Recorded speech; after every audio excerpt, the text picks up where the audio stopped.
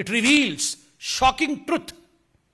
Shocking facts have come to the fore after the SIT report in front of the court. बहुत स्पष्ट रूप से यह affidavit कहती है कि तीस्ता सितलवाड़ और उनके साथी, उनके सहयोगी जो काम कर रहे थे, वो मानवता के लिए काम नहीं कर रहे थे। वो एक पॉलिटिकल डिजाइन के साथ, एक पॉलिटिकल ऑब्जेक्टिव के साथ, एक राजनैतिक मंसूबे के साथ काम कर रहे थे। और उनका मंसूबा क्या था? उनका दो टूक मंसूबा था। They had to objectives. ये दो पॉलिटिकल ऑब्जेक्टिव्स क्या थे? प्रथम पॉलिटिकल ऑब्जेक्टिव था dismissal and destabilisation of the publicly elected Gujarat government. उस समय जो राज्य की सरकार थी गुजरात में, किस प्रकार से उसे बर्खास्त किया जाए और उसे अस्थिर बनाया जाए, यह प्रथम राजनीतिक मनसा, यह प्रथम पॉलिटिकल ऑब्जेक्टिव तीस्ता सितलवाड़ और उनके मित्रों का था, उनके साथियों का था। और जो दूसरा मनसा था, the second political objective was to frame innocent people in Gujarat right 2002, जिसमें आदरणीय प्रधानमंत्री नरेंद्र मोदी जी का नाम भी शामिल है।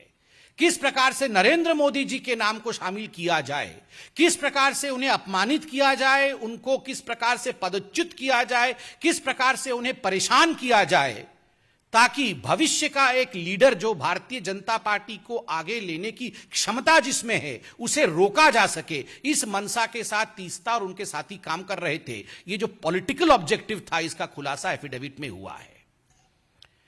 एफिडेविट ने स्पष्ट रूप से कहा है कि ये जो कॉन्स्पिरेसी, ये जो षड्यंत्र है, this conspiracy was to malign the image of Gujarat. केवल नरेंद्र मोदी और केवल राजनैतिक दृष्टिकोण से नहीं, गुजरात किस प्रकार से इसमें उसके चित्र को मलिन किया जाए, इमेज ऑफ गुजरात को धक्का पहुंचे, यह षड्यंत्र भी तीस्ता सितलवाड़ और उनके साथी कर रहे थे।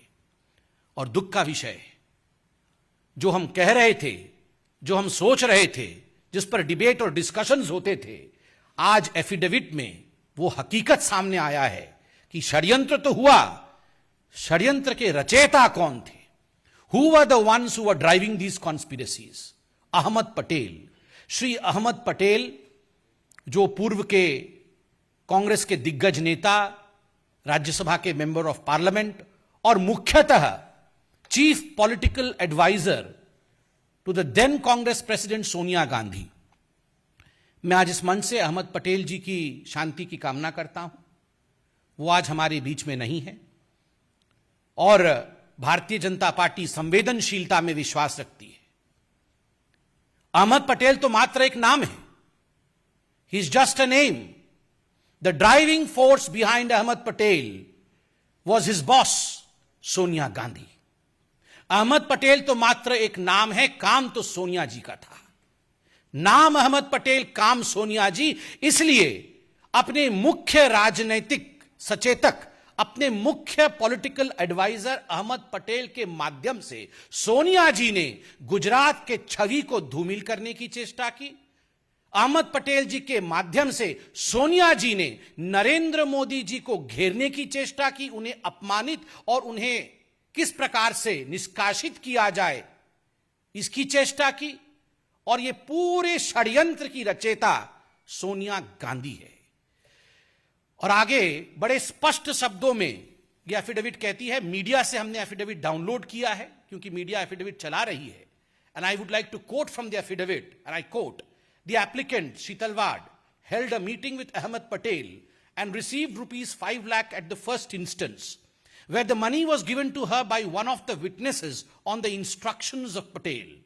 2 days later, they met at the circuit house at Shahibabad in Ahmedabad, where she received rupees 25 lakh more from Patel. This amount was not for relief work, as relief activity was carried out by Gujarat Relief Committee. There were many other political leaders in the meeting. पैसे दिए गए और जो पहला किस्त गया है, वो पहला किस्त 5 + 25 अर्थात 30 लाख का पहला किस्त सोनिया गांधी जी ने तीस्ता सितलवाड़ को दिया।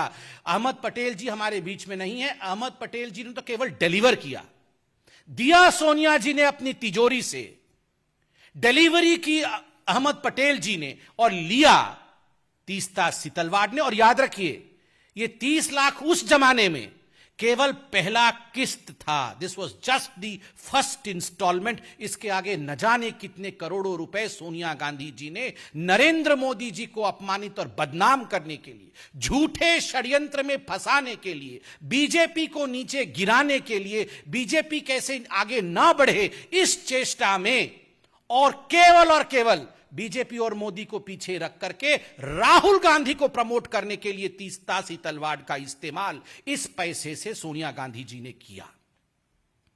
और एक बड़ी बात जो एफिडेविट कहती है, this money was not for relief work.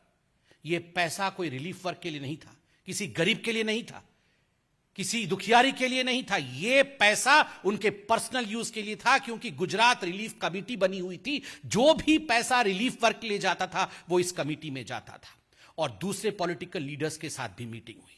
सबसे बड़ी बात है, यह एफिडेविट कहती है 4 महीने बाद पुनः एक क्लैंडेस्टीन, कोट अनकोट क्लैंडेस्टीन माने चोरी चोरी चुपके चुपके, चोरी चोरी चुपके चुपके रात के अंधेरे में ये सारे षड्यंत्रकारी, कौन? तीस्तासी तलवार, संजीव भट्ट, श्री कुमार, ये कहां मिले? ये अहमद पटेल जी के घर में मिलते हैं, और उसके बाद कांग्रेस के बड़े बड़े दिग्गज नेताओं के साथ मिलते हैं। What was the purpose? The only purpose was to destabilize and dismiss the Gujarat government and to defame the then CM of Gujarat, Narendra Modi ji. एक ही मकसद था, उसको लेकर इनकी मीटिंग होती है। आज जो रिपोर्ट आए हैं वो दिल को दहला देते हैं कि ये सब जो षड्यंत्र कर रही थी, जो मैलिशियस काम कर रही थी तीस्तासी तलवार, इससे प्रसन्न होकर, अति प्रसन्न होकर सोनिया जी ने पद्मश्री दिया 2007 में तीस्तासी तलवार को। केवल पैसे नहीं, पद्मश्री भी दिया गया। और ये पद्मश्री देने का काम तो अहमद पटेल जी नहीं, ये तो सोनिया गांधी जी खुद कर रही थी, चयन तो वही करती थी। और याद रखिए, ये तीस्तासी तलवार सोनिया गांधी जी के किचन कैबिनेट अर्थात NAC, नेशनल एडवाइजरी काउंसिल की मेंबर थी। तीस्तासी तलवार was one of the coveted members, a revered member of the National Advisory Committee of Sonia Gandhi, which was a non-constitutional body, and she worked according to the advices of तीस्तासी तलवार।